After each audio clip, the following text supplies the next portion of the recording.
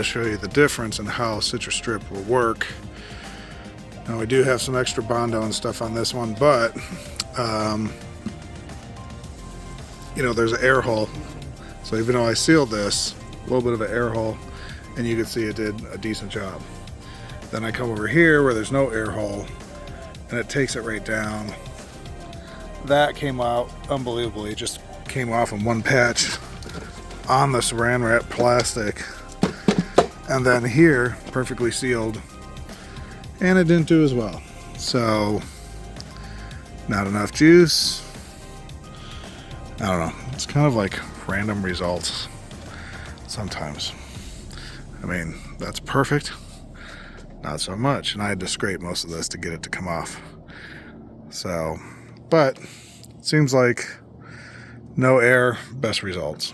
And these are all at, we'll say about 36 hours. We got the tank all sanded down.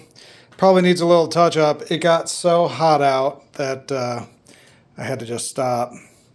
Plus, my friend Ted came by. We were taking a look at the van and, you know, checking out some of the damage on the front end, some of the stuff on the roof, the door alignment. Turns out a lot of the pins of the hinges are a little bit loose and have a lot of play. So that's an issue. And so, you know, got to start looking into that. This is 50% done with the citrus strip. I think I'm going to maybe do one more application of citrus strip. It's probably pretty good, but I might do the airplane stuff. It's just so expensive, but we'll see. And then, you know, the more I'm talking and it's, oh, you know, you got to cut this out and you got to undo these spot welds and you got to do this and you got to do that. And next thing you know, it's going to be like 6 months before I even get to start primering. And it's like, or I could just drop it off, blast the crap out of it and have someone weld this up and do my doors for me. And then I start doing what I want to do, you know? So we'll see. We'll see. Funds is an issue. So we'll see how that goes. Over here, we're probably going to do some blasting on these. And this, I don't know, I'm going to probably hit this with some sandpaper first and kind of see what condition we're in. And then maybe not blast, but, you know, use some kind of acid to get rid of the rust. Just depends on how fragile they are. This one's looking pretty bad.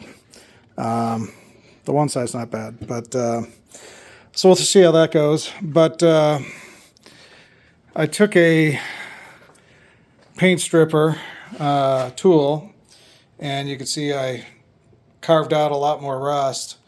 I don't know if the phosphorus like helped get through some of this stuff, and then I came in afterwards, or I just needed to like dig in a little bit more. Not really sure, but I definitely got another 80% of the bad stuff that was there. So there's areas like here where I couldn't get into with the machine.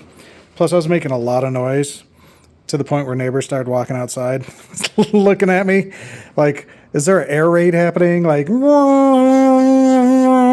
know, because this thing just resonates crazy. So yeah, I feel bad about that. So we'll see.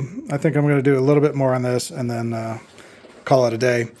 So that brings me to the point where I'm trying to figure out what company I'm going with when it comes to like epoxy primer. What is my black? Is it pearlized? Is it not? Like, I don't need pearlized for the belly pan or things like that, but I do need possibly pearlized for these frames. You know, the frames might want to match the, you know, the orange pearl, if you will. Not exactly, but close, you know. Or I might powder coat them, which probably would hold up better. So there's things like that I haven't made a decision on, and I need to. And we're kind of there. We're at that point where I have stuff that I could start painting and get it going. And because of the rust situation, I want to get as much rust off and then epoxy it and then paint it, even if it's small parts and stuff. So, and then once you shoot epoxy, you know, you're on a time limit, usually, I don't know, something like 7 days, because it's hard to sand, and chemically you got a 7-day window. And so what I would do is I'd be spraying one day, getting everything epoxy coated, and then coming back the next day and either spraying it color if that's what it needs, or spraying it with a build primer if it needs a little extra something, or doing some kind of filler or Bondo. Like for instance, on my, you know, on my tank, I got a little dent there and a few little gashes and stuff, and you know, stuff like this that not a big deal. It's the tank. I'm not going to go crazy with it, but I could use a little metal filler or something just to fill that in, get that a little bit more tweaked out, and so just to make it look a little bit more solid, brand new kind of looking. But I'm not really worried about whether there's texture on the whole thing or not. But the epoxy and maybe one coat of build primer that maybe I don't necessarily have to sand could just be a shot if it's not too rough, if you will, or maybe just 2 epoxies, and then that fills it up, and then spray. So, but you can see from here, there's, you know, ding, ding, ding, ding, ding, ding. So there's little spots everywhere. But yeah, I'd like to start doing that, and then I could actually remove this stuff from the garage and get it out of here, move it on out. So that's kind of the that is kind of the process here. Get it finished and move it out and store it.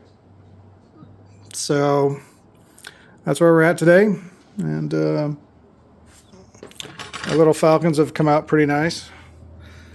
One of these, not these particular, but one of my Falcons was broken, and the guy I bought it from had a replacement already.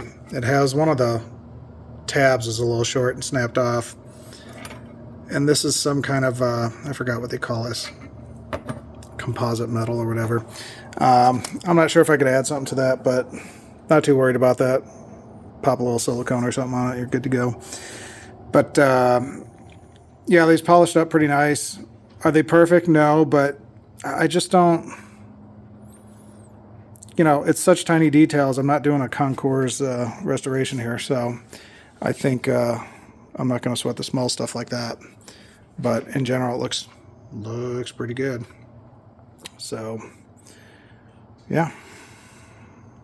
So I have my FORD, my 4-letter word, sitting in some fluid. This is wax and grease remover. You know, probably not as harsh as lacquer thinner, but I figured I had some crappy version of it that I would not use when I'm painting.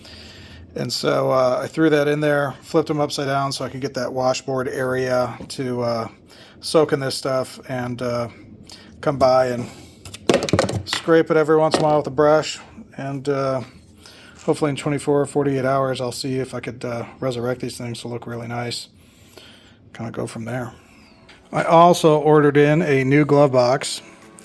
These are a composite cardboard type situation. The original one was, I think, aluminum. Kind of made the same exact way, like stapled or put together on the sides and corners and stuff, but just a different type of formula. So got this ready to go, got to box that up and put that in storage.